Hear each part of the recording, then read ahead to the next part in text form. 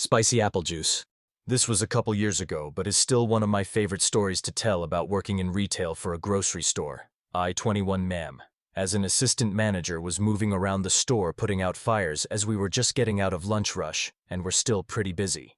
As some background knowledge, we often have vendors set up their stations in our store to offer samples and sell product which can include alcohol. One such vendor was setting up his station for whiskey towards the back of the store, and happened to leave some of the product out as he was talking with some customers.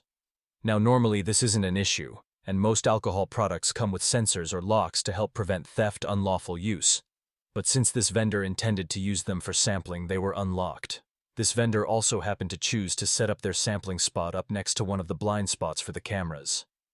Now as I'm going from different points of the store trying to bring about an order to the chaos, I get a call on my radio from a fellow assistant manager to meet him at the self-checkout. I make my way over to find them with a customer who is buying a few items and a slightly less than full Treetops apple juice gallon jug with the cap off. Now I know this fellow manager very well, as he wouldn't call me over for anything he couldn't handle, or on the off chance he found a situation incredibly funny. Now for those not paying attention, this customer had decided he was going to come in, empty the apple juice in the bathrooms, take the sample bottles of whiskey while the vendor wasn't looking, empty them into the container in the blind spot next to the vendor, and try to buy the gallon jug of apple juice at self-checkout.